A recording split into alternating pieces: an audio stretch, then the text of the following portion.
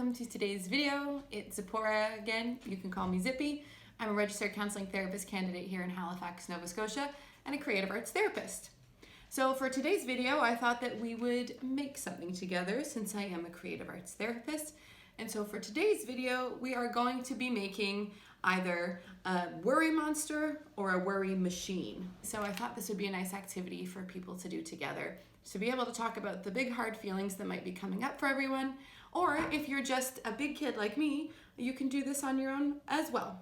So what you're going to need is markers or something to write with, little bits of fabric if you have it, if you have enough paper, Post-it notes, some scissors. You know, I think there's more creative things that we can end up finding around here. Let's go take a look.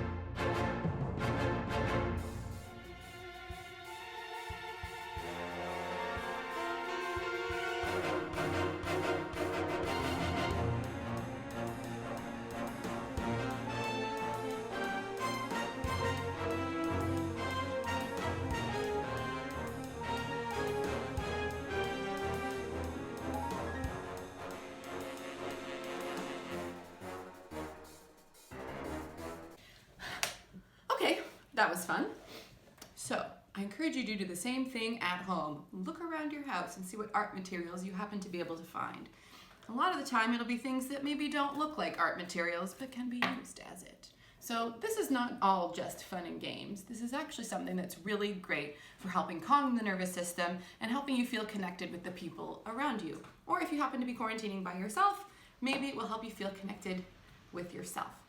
So what is a worry monster? What is a worry machine? It's a way for us to be able to identify the hard emotions that we might be having and also being able to let those go.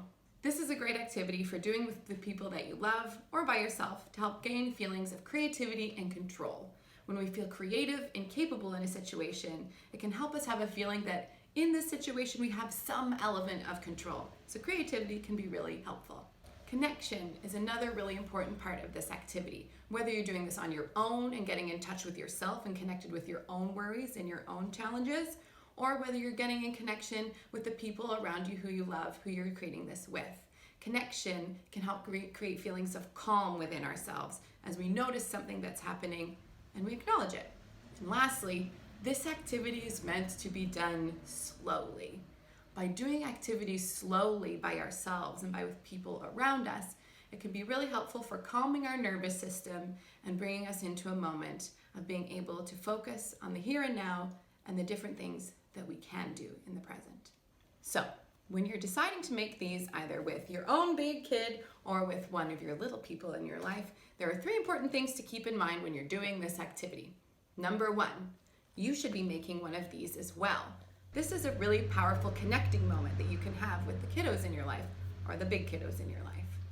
Number 2, this activity is meant to be done slowly.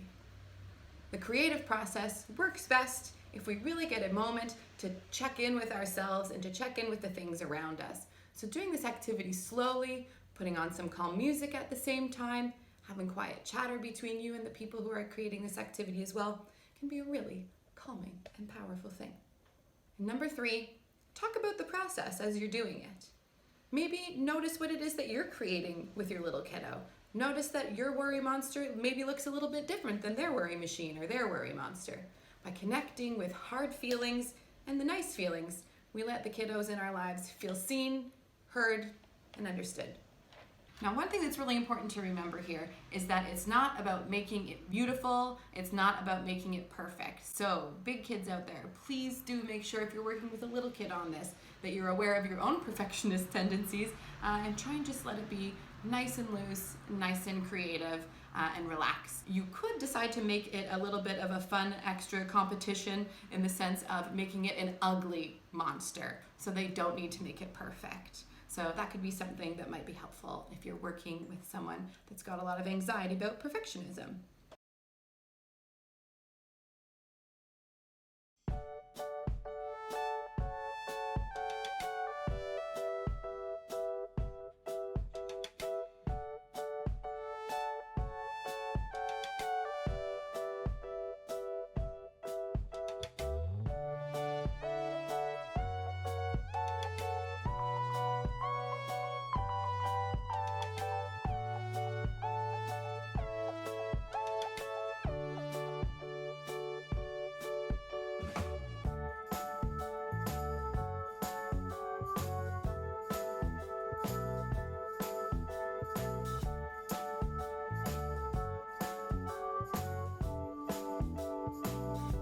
Okay, so me and my friend who we created these two things together, he's created a worry monster and I've created a worry machine here. I'm gonna walk you through what it is that I created. The Worry-O-Matic 2000. You can see here we've got all of the buttons, very, very futuristic as you can see, really important. And when you open it up, it's got big chomping teeth.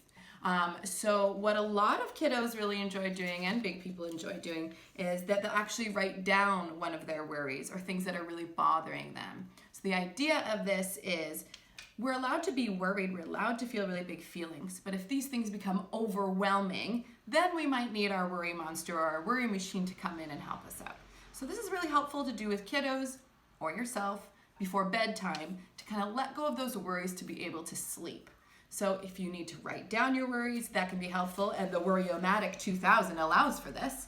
We would write down the worry on here, it would be dropped in here, chomped away, and then we can put it off to the side so that we can have a nice night's sleep.